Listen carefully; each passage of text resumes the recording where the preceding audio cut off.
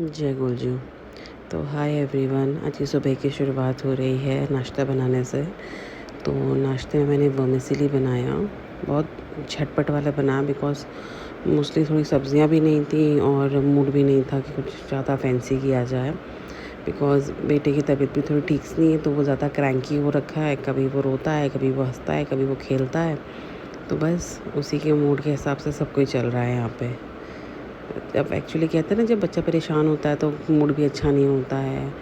बस उसी हिसाब से चल रहा है सब कुछ। तो बस ये मेरी वर्मिसेली बन गई थी, अब इसको थोड़ा सा और पकाना था। तो उस नाश्ते में मैंने वर्मिसेली किया था।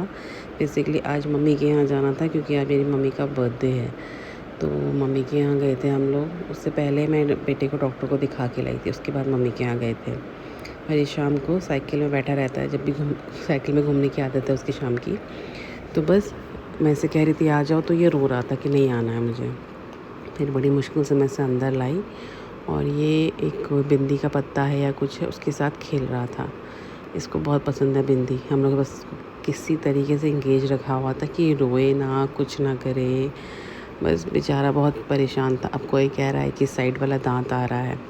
डॉक्टर ने तो मुझे डिहाइड्रेशन की दवाई दी है कि शायद बच्चे को डिहाइड्रेशन हो गया है। ORS वगैरह ये सब दिया है उसको। घर वाले एक बेसिक वो पुराने नुस्खे वाला हिसाब है कि शायद दांत आ रहा हो।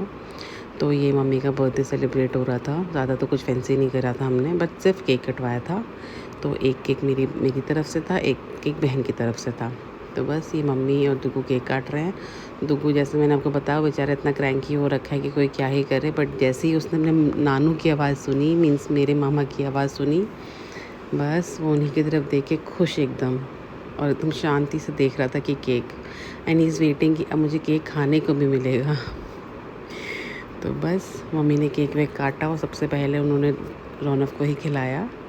और रौनक को मस्त उसका टेस्ट लग गया। और उसके बाद वो बार बार मुझसे मांगने में था और मुझसे बता रही थी कि नहीं बेटा, तुम्हें नहीं खाना है ये मेरे मामा हैं, मेरे से बड़े वाले मामा हैं, ये रियल मामा है मेरे।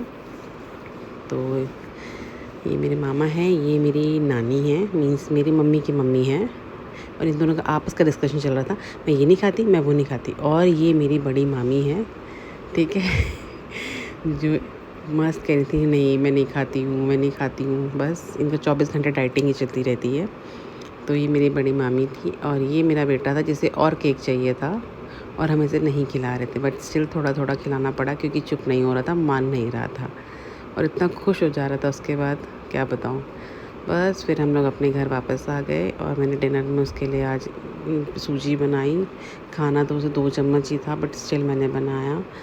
ये रात की प्रिपरेशन जो सुबह के लिए होती है, ये मैंने वो किया। और ये कल दोपहर के लिए मैंने राजमा भी भिगा दिए थे, बहुत दिनों से नहीं खाए थे, तो बस इसलिए। और आज पूरा दिन घर पे नहीं थे, तो इतने सारे मेरे जो ये कपड़े हैं ये डंप होके रखे हुए हैं कि फ़ोल्ड करने हैं। ये आज के धुले हुए कपड़े हैं। और फाइनली बहुत मुश्किलों से मैंने अपना बच्चा सुलाया है, बहुत परेशान है बेचारा। बस तो ये सोया है। चलिए गाइस, बाय बाय।